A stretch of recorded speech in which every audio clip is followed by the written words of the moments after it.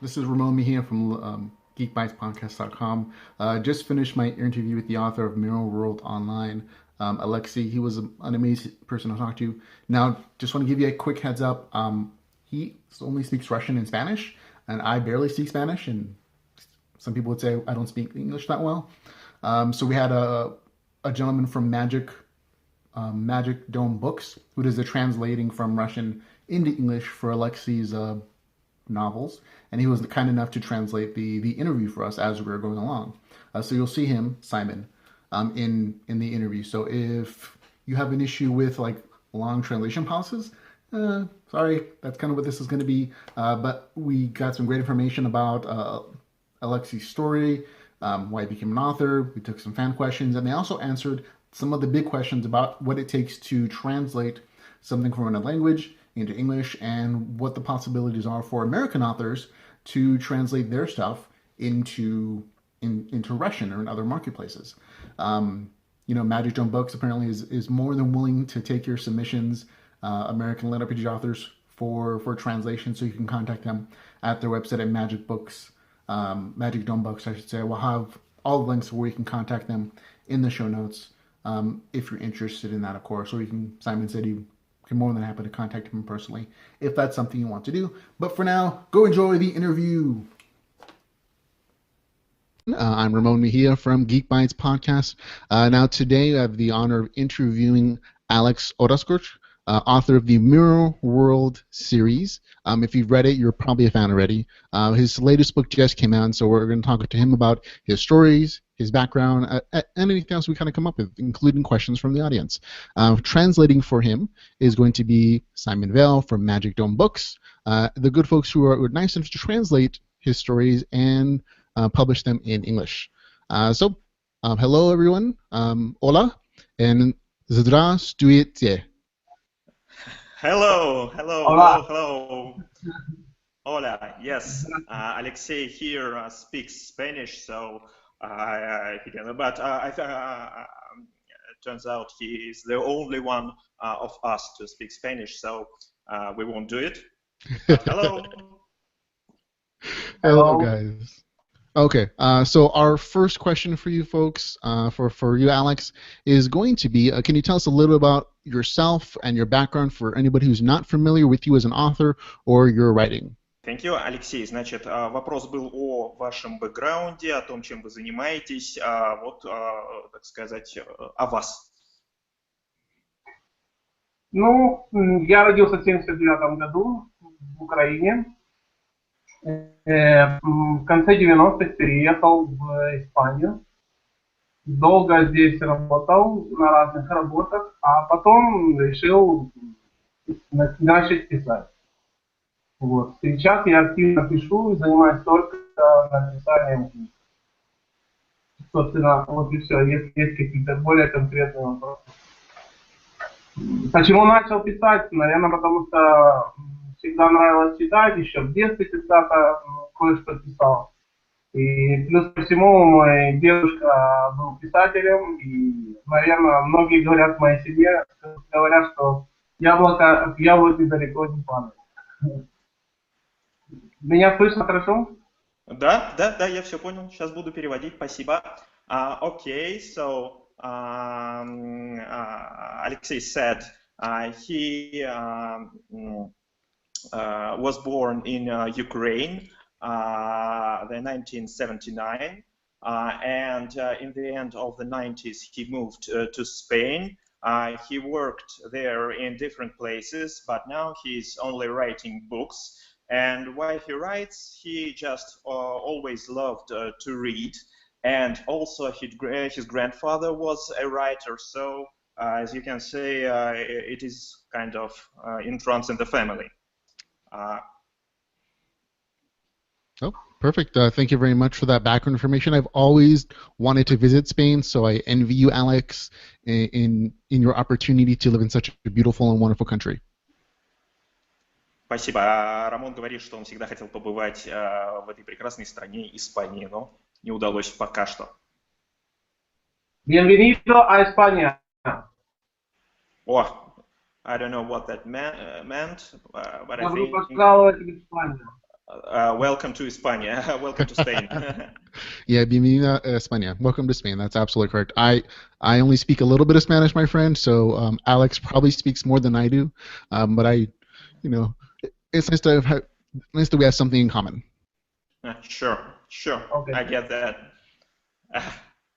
Okay, next question. Can you tell us a little bit about your stories? A brief synopsis for anybody who's never picked them up or seen them.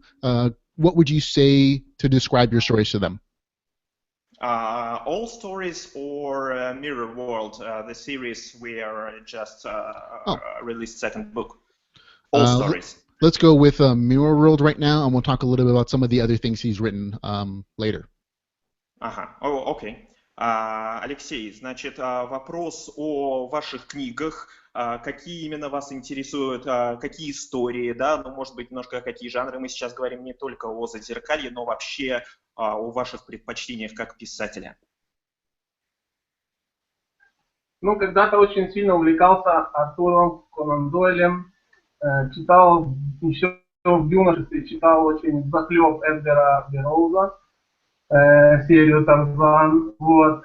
Очень нравится историческая литература, нравится Дюма, нравился Морис Древон, потом, если хотите, можете перевести, потому что я слишком много текста, наверное. Скорее, что касается именно ваших книг как писателя, да, не читательские предпочтения, а писательские предпочтения. Кроме litRPG, может быть, да, какие жанры ваши, только ли фантастика, может быть, историческая литература тоже. Ну, мне очень нравится жанр фэнтези. Опять же, у меня есть вторая серия о пареньке, который попадает в фэнтези-мир из нашего мира. И мне это очень интересно. Ну и, естественно, сейчас жанр litRPG. Собственно, вот. Отлично. Okay, so Alexey said that he likes history, he likes Conan Doyle very much, Alexandre Dumas, and historical fiction in general. But as a writer, he mostly likes fantasy and sci-fi, classic genres, and his heart belongs to litRPG now. Well, it's wonderful to see that you're a big fan of the genre that you're writing in.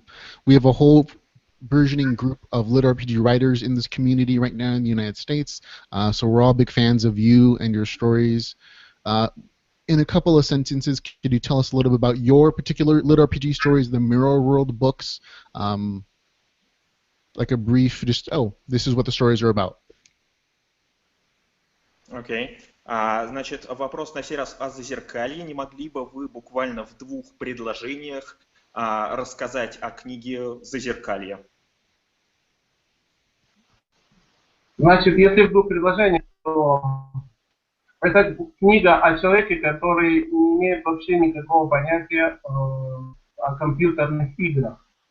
Но так получилось, что он живет в мире, где виртуальные компьютерные игры вышли на такой уровень технологий, когда можно там не просто играть, но и зарабатывать. И вот он вынужден, чтобы спасти своего ребенка, он вынужден идти и работать там.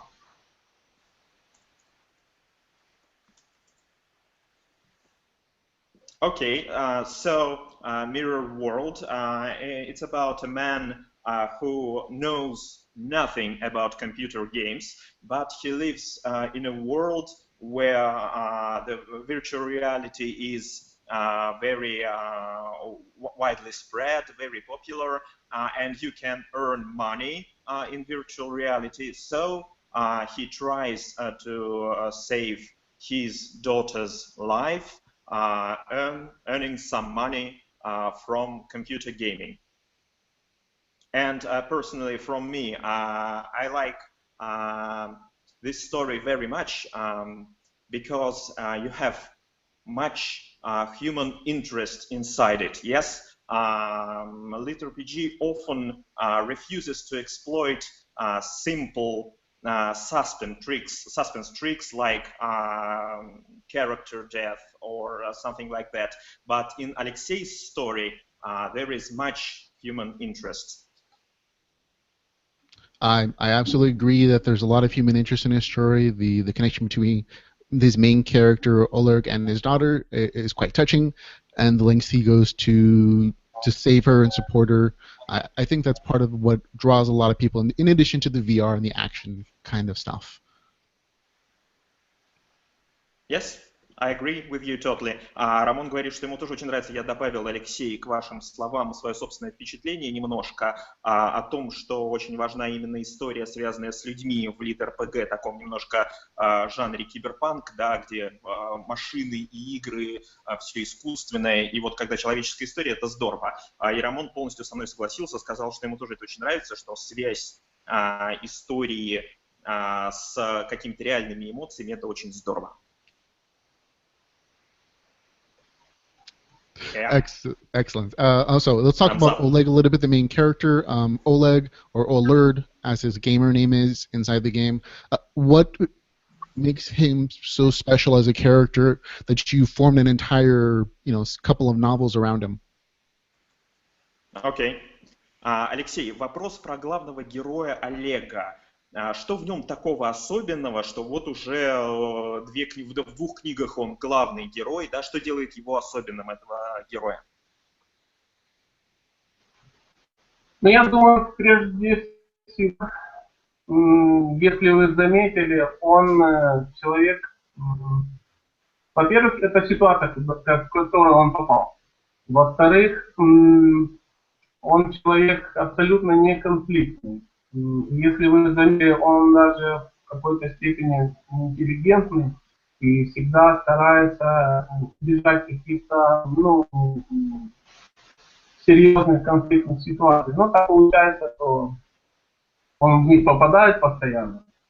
Но вот мне это нравится. Еще очень важный момент, он отец. Он жертвенный отец, он идет на все, чтобы спасти свою дочь. Мне очень нравится, мне грамм отец двух дочерей, и мне очень импонирует его позиция, его поступок, и то, что он хочет отдать буквально свою жизнь ради своей дочери. Okay. Alexey said that first of all, this character, he's not good with confrontations, so he's quiet. I think he's a good father, and that's important for Alexey. He is ready to sacrifice his life for her. So I don't know the correct English word for that. In Russian, there is a word for a piece of middle class with high educated, quite intelligent people. So he is one of them. He's intelligent, he's quiet, he's peaceful, and he loves his daughter. Oh, perfect. I think he actually represents, Oleg does, a lot of the same people in America and in Russia. Just a working class Joe. He loves his family, and I think that's a good character to have because he appeals to a lot of different people. He appeals to fathers. He appeals to the regular average man and the gamer, of course. And so I like Oleg as a character. He's really quite interesting and touching, but he's also very determined in his goals, which is appealing to me. Спасибо. Рамон говорит, что многие американцы вполне очень хорошо сопереживают такому персонажу и этому персонажу, вообще такому типу персонажа, да, вот такой вот интеллигентный, спокойный, неконфликтный и в то же время очень преданный человек. И он тоже в полной мере относится к этим людям. Thank you. Okay, next question. We're going to go with, in the very first book, Ullard becomes a master digger and an engineering designer. Can you tell us a little bit about what your plans are for him in the second book? Sorry, didn't get that last part. Could you repeat it? Use simple words. I'm not from USA, sorry. No problem. Ullard becomes a master miner and an engineer Okay. in the very first book towards the end. What does Alex have in store for our hero in book 2? Окей, окей, now I got it. Thanks.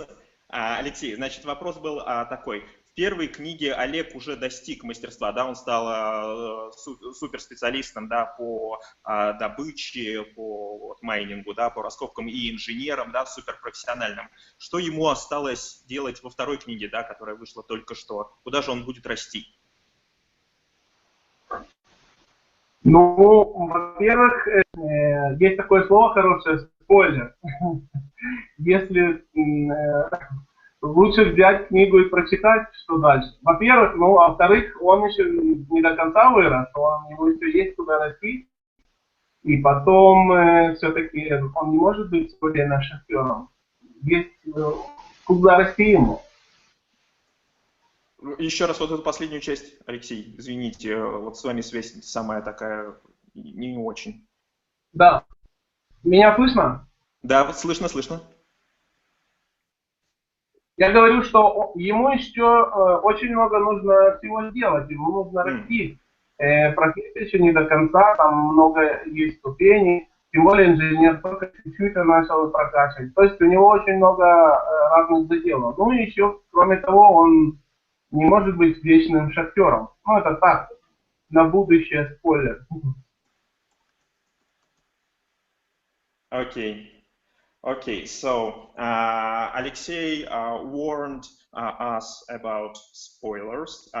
He can't tell us everything because the book has just been up on Amazon, and we want to know spoilers. We want more money because we are greedy Russians. So, but he says that there is a lot of stuff for his character to do else, and there is always steps to grow to.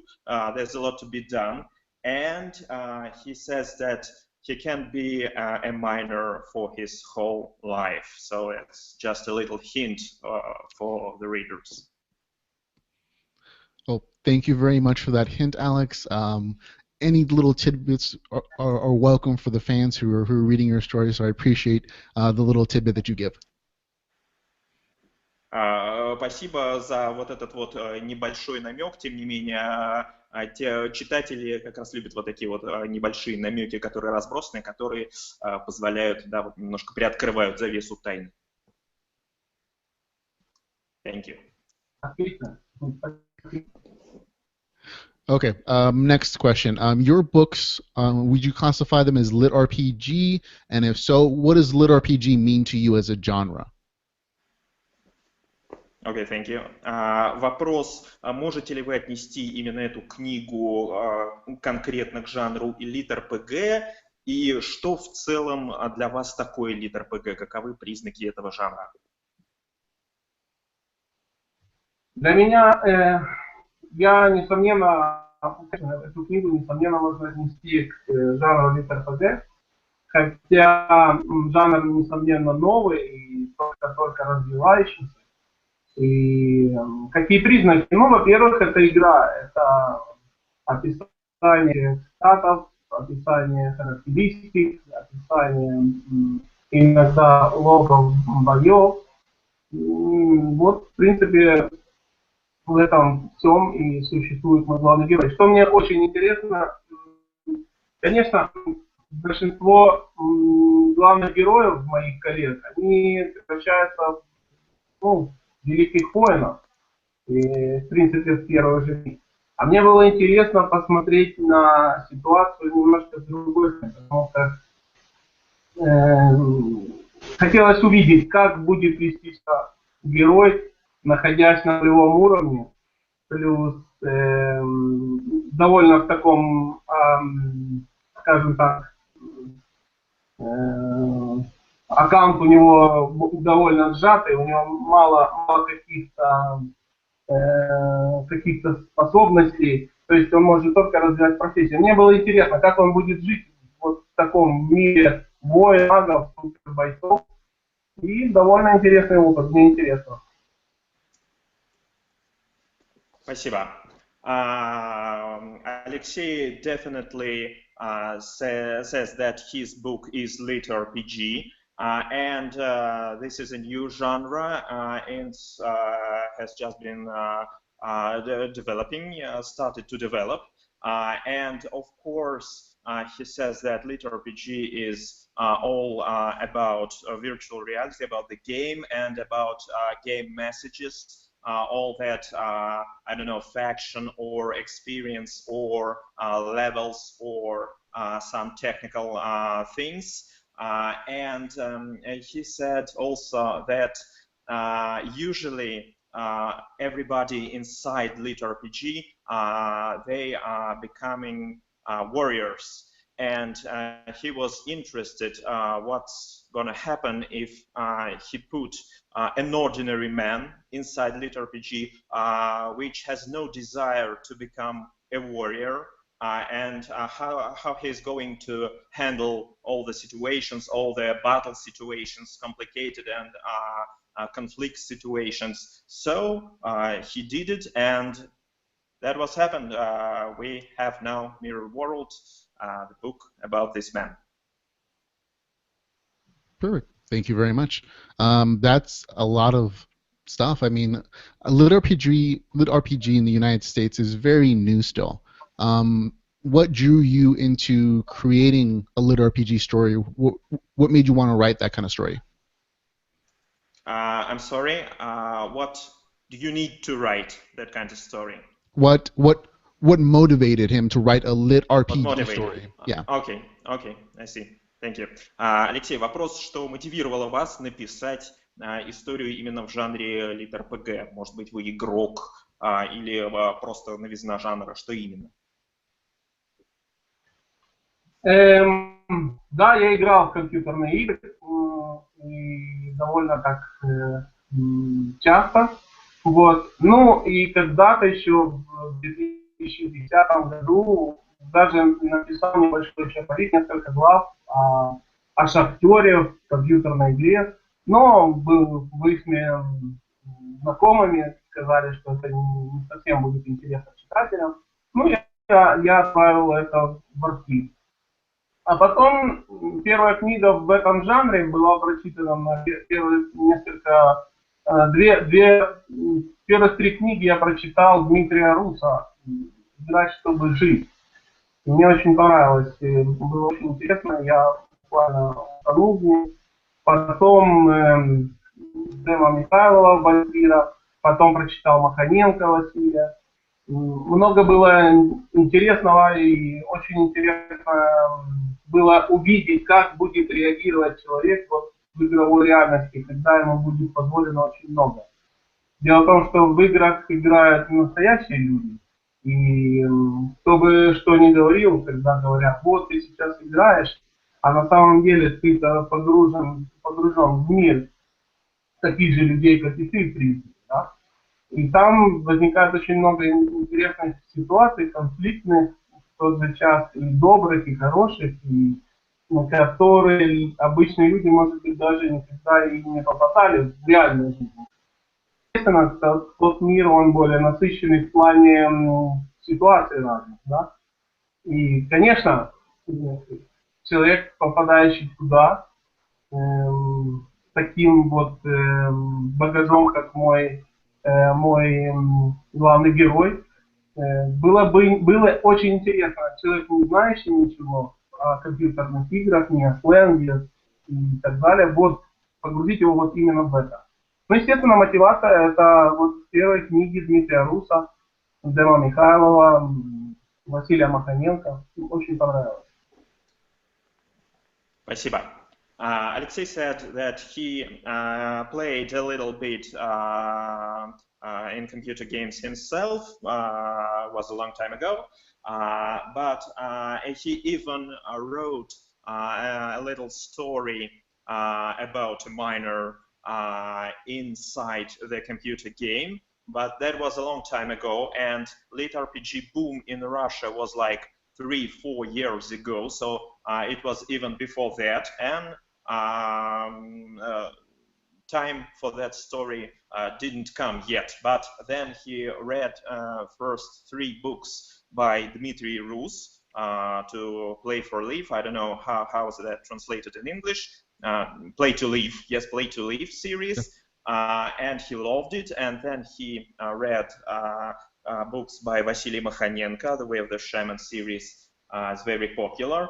And he thought that maybe it is interesting to create something like that, but to put an ordinary man inside the game, inside this violent atmosphere, and to look what will come up. And that's it. That sounds like an amazing journey to the litRPG world. Alex, you've kind of taken the path a lot of writers in the United States are taking the same way. They read the genre first, they read litRPG stories, and they are inspired to write their own stories and their own things. And the same thing's happening here. That's happened in the past in Russia. Again, a lot of amateurs are doing the same thing here. So you've inspired a lot of people. Thanks. Рамон сказал, что очень похож ваш путь писателя на путь многих американских писателей. Да? Это люди, которые сперва вдохновились какими-то книгами прочитанными, попробовали написать свою собственную историю и таким образом к этому пришли. И вот Рамон таким образом подчеркивает наш общий в этом смысле культурный код и культурный путь. Да. И я добавлю, особенно жанр litRPG. Назовите мне, я думаю, 75-80% американцев знакомы с компьютерными играми, не понаслышке, играли.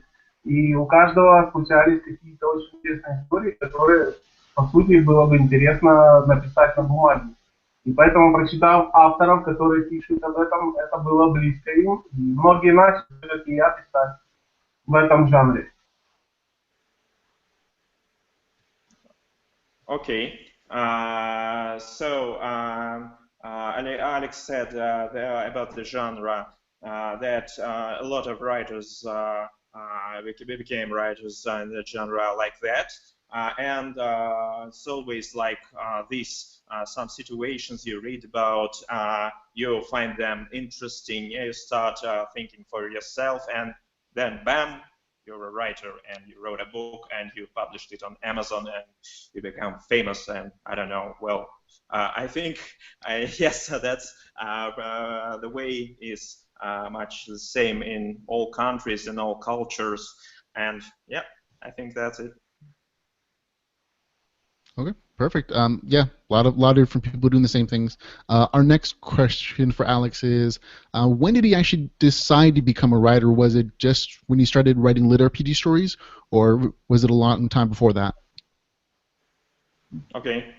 Вопрос, когда вы решили полностью переключиться на писательскую работу, вот почувствовали себя именно писателем? Когда вы уже работали над litRPG или до того еще, может быть, над какими-то другими историями?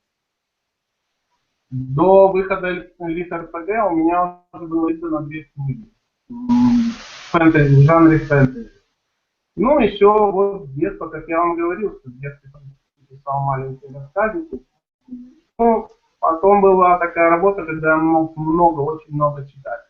Вот. И на фоне этого, когда-то наспор с братом, я сказал, что я могу не хуже сделать. Ну, сделал. Людям понравилось, издательство издало. Ну и пошло-поехало. Окей, спасибо. Alexey says that before he started to write litRPG, he had 2 books published. Those are classic fantasy books. And he was a little bit before that, he was doing some job where he could read for a long time, yes, during the working day, I guess, and he read, and I think that was some kind of basis for his writing in the nearby future. And also there was a bet with his brother. So I think they bet that Alexey could or couldn't write something, and he did, and it was okay. It was great. Wonderful. So all of this started out with just loving the genre and a bet with your brother. That's so funny. What can I ask? What you won on the bet with your brother?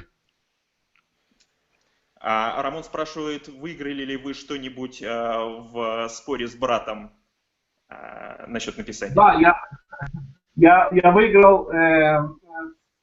Он прочитал мои книги от корки до корки. Вот это был мой выигрыш. Ему понравилось, это было приятно. Alexey said that he won, and he won that his brother had to read all the books, every page of it, and he enjoyed it, so that was his prize. I'll say that's a wonderful bet. Not only do you win the bet and the honor, but you also get a new reader who buys your books. So good job. You can do it. Рамон выражает солидарность и говорит, что он тоже таким образом он тоже участвует как бы в этой сделке, поскольку он тоже прочитал все книги от корки до корки, ему очень понравилось. Спасибо. Thank you. Okay, talking a little bit more about your writing. What kind of writer are you? Are you the kind of writer that has a detailed outline for his stories, or do you just kind of make it up as you go along? Thank you. Алексей, вопрос про технику вашего письма. Вы работаете по плану какому-то сложно устроенному, организованному, или как Бог на душу положит? Работаю, у меня распорядок дня, это как обычная работа. Пропускать ее нельзя, нужно работать. Иногда позволяю себе читать, очень много читать, потому что, как, допустим, сказал писатель, если он не читает, ему уже очень сложно быть писателем. Вот. И у меня как обычная работа, то есть я прихожу, сажусь, работаю, пишу, обед, опять пишу, иногда прогуливаюсь с собакой. Вот. Что еще? Техника письма, ну, она, естественно, в плане отличается очень сильно русский от английского. Сказать мало что можно, да, но, естественно, смотрел, как пишут мэтры, учился, очень много учился, по ночам учился, когда работал, днем, ночью учился. Вот это тоже очень важно. Если ты не учишься, не читаешь. А что касается плана, работаете по плану или скорее вот именно подготавливаете заранее подробно сюжет книги, там все эпизоды? Бывает, случается так, что ты можешь придумать даже концовку романа. А роман еще сам не придуман, и уже в эту концовку ты пишешь многое. Но вот ярчайший пример такой у Джорджа Мартина, мне кажется, история с Ходором. Да? То есть в первой книге его звали Ходор, а уже его было предупреждено, что он будет стоять и закрывать двери. Понимаете, я не знаю, если вы понимаете. То есть это было уже придумано, такой яркий пример был придуман, и автор произнес его до конца. Вот. У меня есть много таких вещей в моей книге тоже, таких моментов. Если хотите, я вам могу повторить. Нет, я все понял. Нет, я все понял. Я записываю, поскольку параллельно отдельные куски, так что все в порядке. Okay, Alexey said that first of all he has a tight schedule. He wakes up and works. He is having his lunch and then he works, and it's like a usual job. Where you have to work until you are done what you're supposed to. And also, he's bringing this example of how he writes with George R.R. Martin and his episode with Hodor. Yes, Hold the Door. I think we all have seen that. And he says that sometimes you you came up with the ending of some story, of some episode, of some little detail, and only much later you can unroll the story backwards, yes, and you see how the story lead you to this ending. So he has been using that trick in his books a lot, where you know this ending of the episode and you just unroll it back and you put it to a scheme, you put it on your, I don't know, plan, word list, and use it. But yes, that's it. That's it, I think. Thank you. Sorry, a little messed up.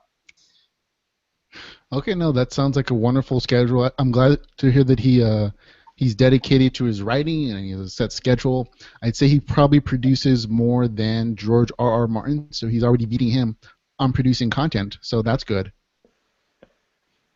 Thank you. Рамон говорит, что при таком подходе, да, вот при регулярном графике, наверняка, Алексей, вы скоро побьете Джорджа Мартина со всеми его тиражами, со всеми его книгами. Это будет сложно очень сделать. Okay, but we Еще hope. нужно очень много. Yeah, we hope to do it. It's a long way, but we hope to do it. Absolutely. Now let's talk about the dreaded writer's block. Alex, do you ever get writer's block? And if so, how do you deal with it? Writer's blog, like online blog? Yeah, like a diary. No, what do you mean? Writer's block in American is when you get stuck when you're writing, like your mind is blocked. Okay. And what he does then? Yeah, what does he do to fix it? Okay, I see. Алексей, вопрос, вот если какой-то затык случается по ходу написания книги, как вы с ним справляетесь? Как-то вдохновляетесь дополнительно, там, отлеживаетесь, медитируете? Способов очень много, затыков бывает очень много. Если, как сказал один наш писатель, если история пишется быстро и легко, обычно она читается очень сложно. Конечно, это все относительно, но затыков очень много на самом деле. Приходится очень много, нужно, я читаю, я смотрю фильмы, я гуляю. Бывает, что забрасываю работу на неделю, бывает, на 2. Потому что, как вывести так, чтобы человеку было интересно, людям было интересно читать. Вот. Кто-то, наоборот, старается главных героев не заводить в какие-то сложные ситуации. Я считаю, это неправильно. Чем больше сложных ситуаций у героя, тем лучше. Ага, так, я понял. Just a second. Okay, so Alexey says that there are tons of blocks in a writer's job, and you have to deal with them. And there is a saying that if a story is you're writing it light and easy, it's easy to write it, then it won't be easy to read it at all. And what he does, if there is a block, he reads, he's watching movies, and sometimes his schedule stops for the whole week, and his work stops for the whole week, but he's trying to find perfect way out of the situation, because some other writers can just pile the solutions and situations one on one, and he doesn't think that's the right way. He thinks that the solution must be simple and elegant.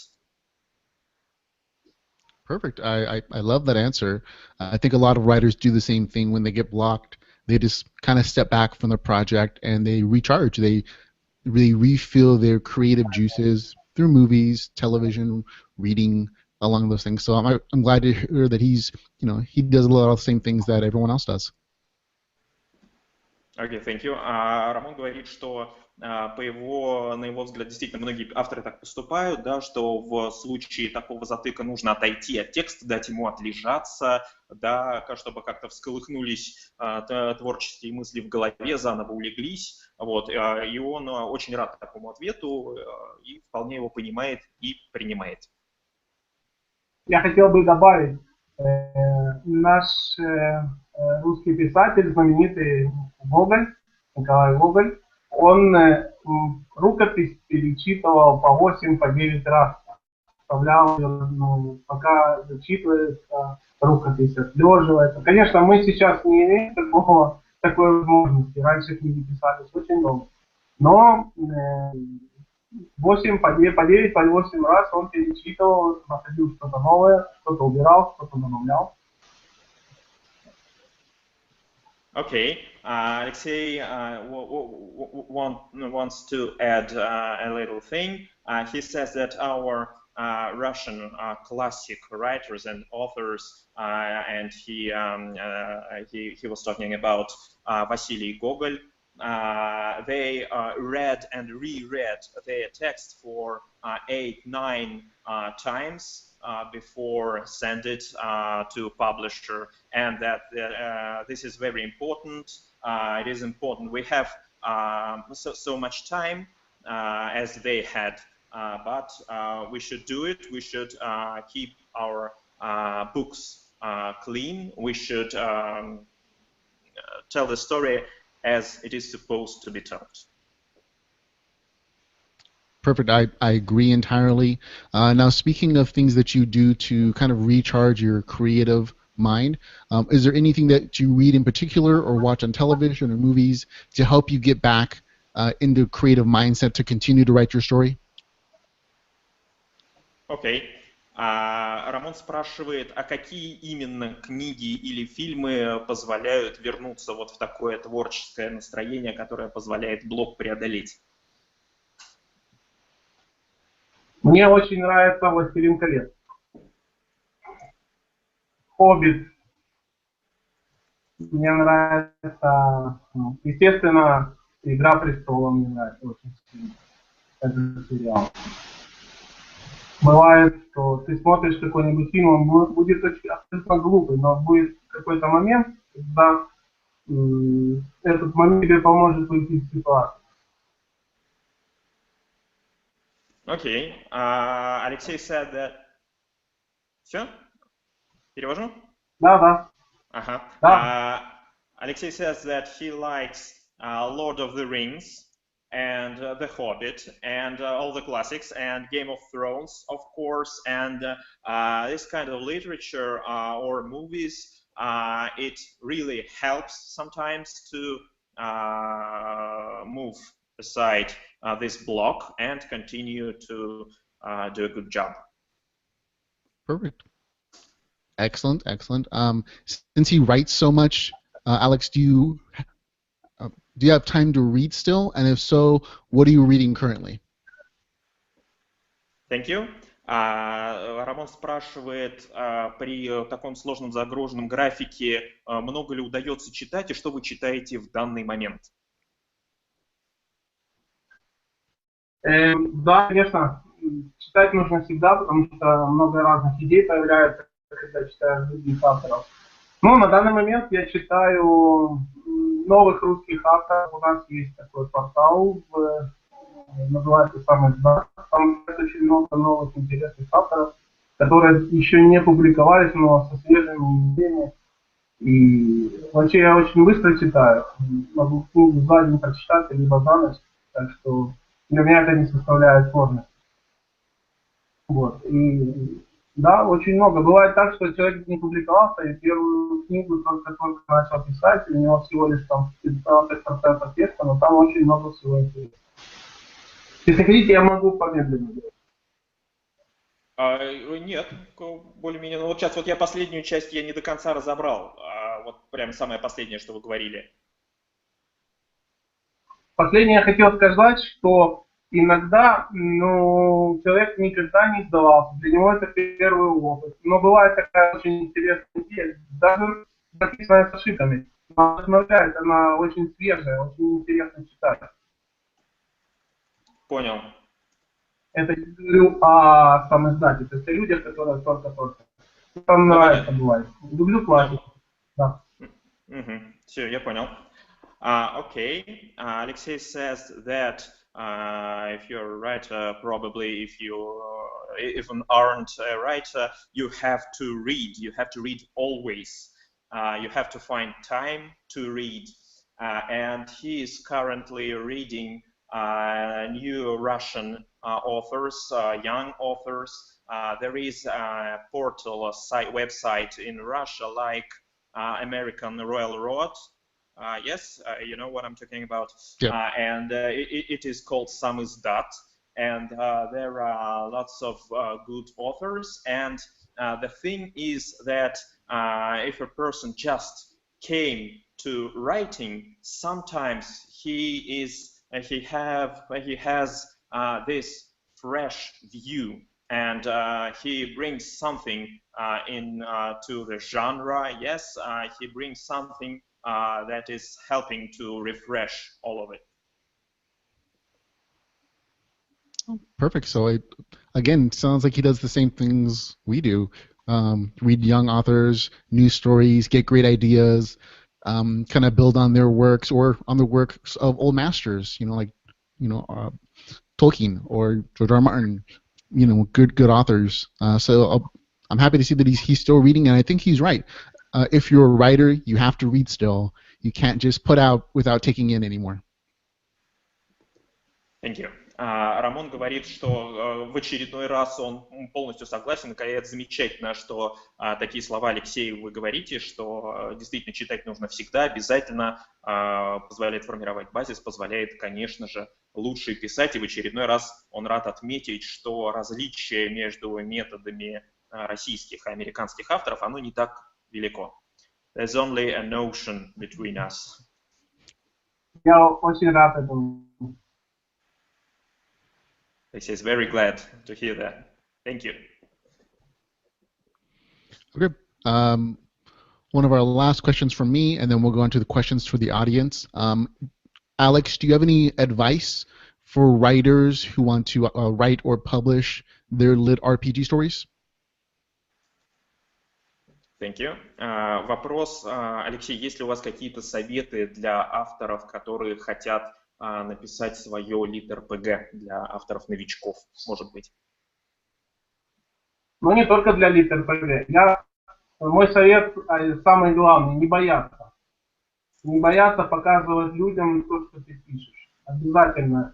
Интернет дает такую возможность, и сейчас очень много разных порталов, где можно выложить свою рукопись, чтобы ее увидело очень много людей.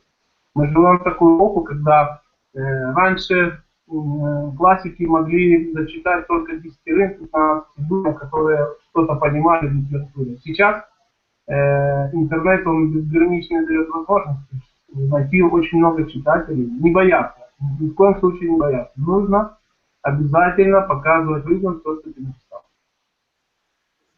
Спасибо. Alexey gives one advice, and this advice is not to be afraid to show people what you're writing, and internet allows to do it. And if a long time ago sometimes people were writing just to show it to a couple of friends or maybe a dozen of friends, but today you shouldn't be afraid to show it to people. There is many websites when you can put your texts, and do it. Don't be afraid. I agree entirely, Alex. Don't be afraid to put your writing out there. It can be scary, but I agree that you should do it anyways. Get over your fear. You never know if your audience is going to love it. There have been several examples recently within our litRPG community. People who originally wrote on the Royal Road, they saw people having success putting on Amazon self-publishing, and they decided, hey, I'll give it a try. And now they're #1 bestsellers in the United States because they finally put it out there. So I agree. Thank you. Рамон полностью согласен и говорит, что было огромное количество случаев, когда человек публиковался вот на таком вот самиздате, есть американский знаменитый самиздат Railroad, и после этого опубликовал свою книгу на Амазоне, да, получал комментарии, видел, что люди читают, публиковался на Амазоне и становился писателем вот из первого ряда. Вот, это частая история, он полностью согласен, что не нужно бояться, нужно обязательно публиковать свои книги в сети. Да, я абсолютно согласен. Okay. Okay, time for some questions from the audience. I asked for some questions from the litRPG Facebook group and for some other people. So we have a couple questions for you, Alex. The first one is from Jennifer Haviland. She asked, the litRPG phenomena started in Russia, and many authors have written in it since. Is there something in the Russian way of life that led to the birth of litRPG, or is it just one author taking an idea and basing it on his books? Okay. Thank you. Алексей, значит, пошли вопросы из интернета, люди присылают, в группе присылали свои вопросы специально для сегодняшнего интервью. И первый вопрос от Дженнифер, фамилию я, к сожалению, не запомнил. Вопрос у нее такой. litRPG стартовала в России. Что такого особенного в российской жизни, что да, вот такой вот появился неожиданный жанр? Я не знаю, не только в России он стартовал. Я знаю, он стартовал и в Корее, он стартовал в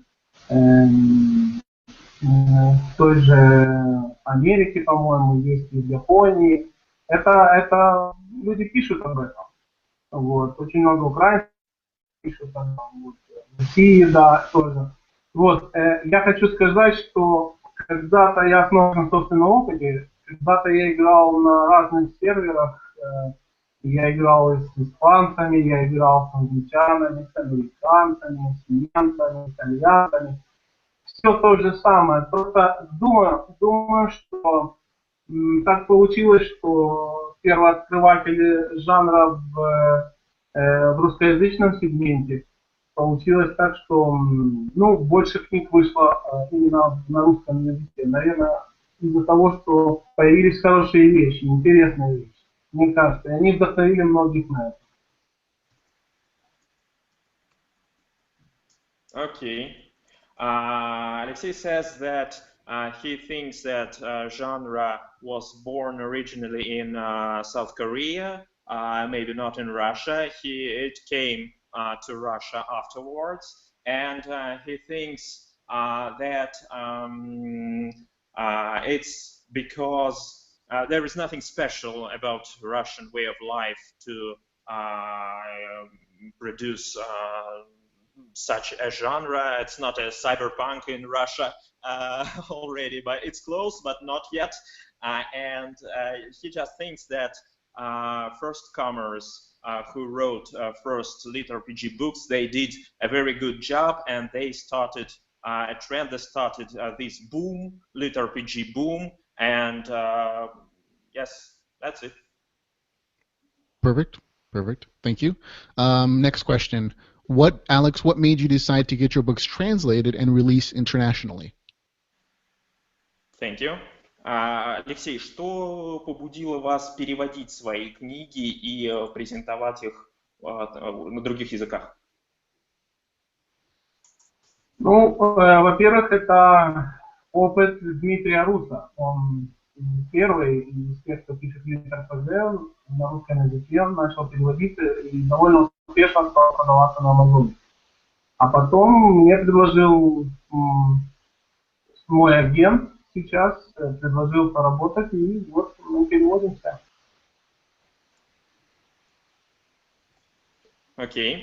Alexey says that first of all, it was the experience of Dmitry Rus that helped him because he has done it first. He translated his books, and those books are now very popular, and he kind of opened that road for other Russian authors. And now Alexey has his own agent, and he is organizing all the job with translating and promotion. That's me.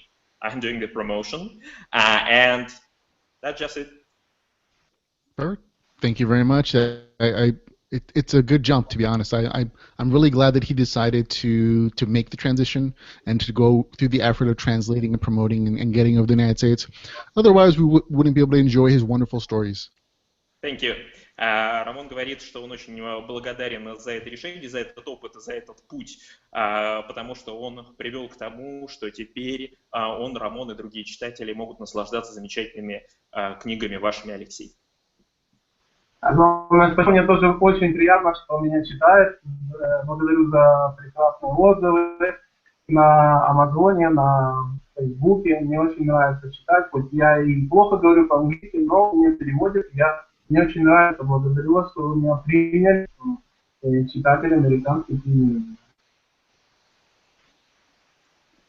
Alexey says that he is very glad that there are actual readers, and when you write and he's getting a lot of replies and good marks on Amazon, and the book is very high, so in the ratings, and he's very glad that American readers appreciated his work. Oh, absolutely. We consider him a brother in litRPG community, so we're happy to talk to him, have him a part of our litRPG family. Значит, они рады поприветствовать вас, Алексей, в составе большой семьи litRPG, англоговорящей семьи litRPG. Огромное спасибо. Thank you very much. Okay, our next question comes from an actual litRPG author himself, Stefan Morse. He's actually the writer of the Continue Online litRPG series. He wanted to ask Alex, I want to know how much of a headache the translation process was for him, the author, or was it handled by someone else entirely? Okay, thank you. Алексей, следующий вопрос от тоже писателя Стивена Морса. Его серия Continue Online. Вопрос вот какой. Большая ли была головная боль с переводом, или кто-то полностью взял на себя эти обязанности, и вы вообще к ним не притрагивались? Этим занимается мой агент. Абсолютно. Как сказал профессор Преображенский, это персонаж Федора Достоевского. Каждый должен заниматься своим делом. Все, что касается перевода, продвижения книги, занимается один другой. Okay. The translation is handled by the agent, and there is a saying Russian, everybody has to do their own business. I don't know what they're supposed to do. So Alexey is writing, and translators should translate. And I see. Okay, that's it. I think, yeah, I get that. Writer should write, translator should translate, and do your job, not try to do someone else's job. Got it. That makes sense. Right. Okay, another question from the audience is actually from another writer, Brian Aribi. He asks, for all the American authors in our community, litRPG here, do you think anybody would be interested in getting the rights to big stories in our community, like The Land, or other American litRPG stories still in Russia? And if so, is it an expensive process to go through? I'm sorry, I don't think I quite understood this. Can you repeat it? Sure. There are a lot of American authors who write litRPG. Okay. Do you think anybody in Russia would be interested in reading our stories, getting them translated from English to Russian, and isn't an expensive process to do? I see, okay. Вопрос такой. В Америке много писателей, авторов litRPG, и как вы думаете, было ли бы интересно русским читателям почитать эти истории, переведенные с английского языка, и если да, то велики ли тут расходы? Это вопрос от еще одного автора из группы litRPG по имени Брайан. Конечно, я бы с удовольствием почитал бы очень много. Я вижу, что очень много авторов, пишущих на английском языке, вот, американских авторов, очень с удовольствием почитал. Мне очень интересно.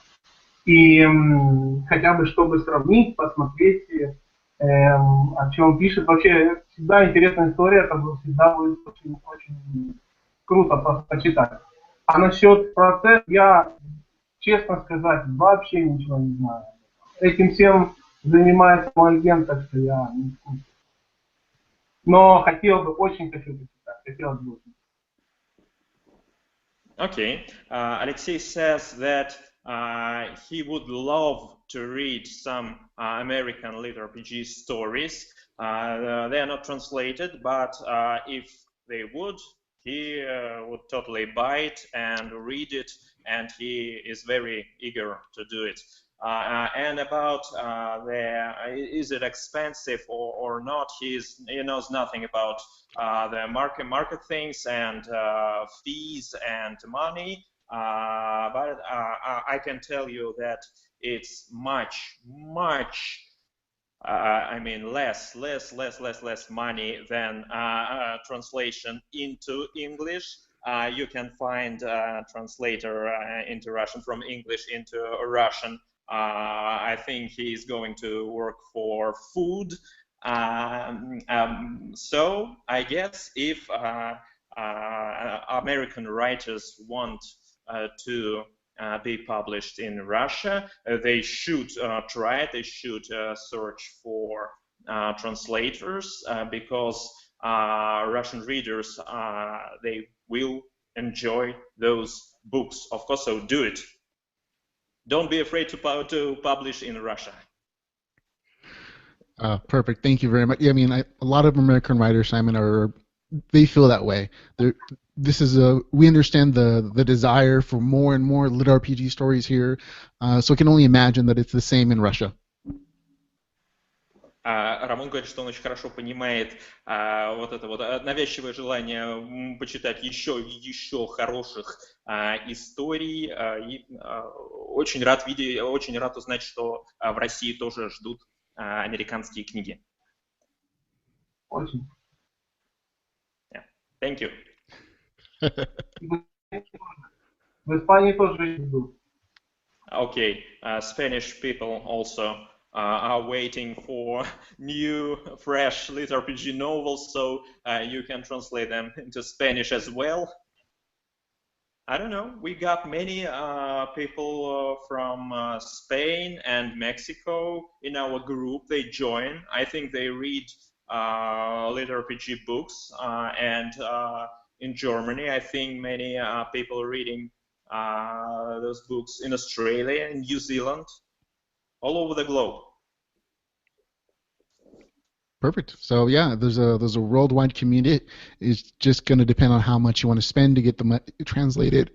But there is a marketplace there. So for all you litRPG authors who are thinking about this, guys, go do it. Now, one of our last questions is going to be, where can people discover your works? Where can they find your stories to read, Alex? Okay. Алексей, один из последних вопросов. Где можно посмотреть ваши книги, где можно посмотреть ваши истории, если что-то кроме Амазона? Я так понимаю, ну, тут, наверное, даже в большей степени я отвечу, чем вы, потому что я знаю, где они в интернете лежат, но, может, вы что-то добавите? Нет, на английском только на Амазоне. Все остальное на русском по интернету.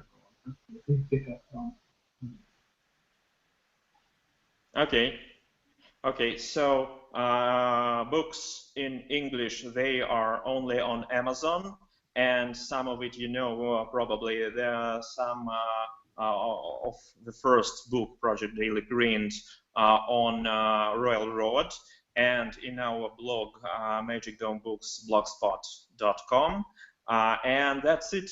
And there's whole other thing, books in Russian. You can find them everywhere in Russia. You can find them in the internet. You can find them in bookshops. Yes, but in English only those places I named. Okay, perfect. Thank you very much. That's kind of the interview. I appreciate you taking the time to speak with me, Simon for translating, Alex for being here. I thank you very much for doing this. I'm going to make sure to put up all the links where everybody can find your books, including, Alex's Facebook page, his Amazon author page, Goodreads, all the good stuff where you can find all of his books and all the information about him in the show notes for this, folks. So if you're watching this, look at the show notes for all the places you can buy Alex's books. And I appreciate you guys taking the time again to speak with me. Рамон говорит, спасибо большое за то, что мы нашли время для того, чтобы с ним пообщаться. В этом видео, когда оно будет готово, будут все ссылки на все книги, все, что необходимо. И еще раз спасибо большое за то, что, Алексей, вы смогли поучаствовать и ответить на вопросы. Я благодарю вас, что вы решили со мной пообщаться. И я в который раз убеждаюсь, что читатели во всем мире, они все одинаковые. Спасибо. And Alexey says thank you, and he's glad to see that readers all over the globe enjoy the same books. They have the same reading habits and writing habits, and he's glad to see that. Thank you very much, Ramon. We were very glad to be here tonight, and thank you. Well, thank you, guys. That's going to be it. If you guys just want to say goodbye, we'll end the interview. Bye-bye. Bye. And for Geek Bytes Podcast, I'm Ramon Mejia. Thank you very much for listening and watching this interview, folks. And remember, folks, to go geek out about something.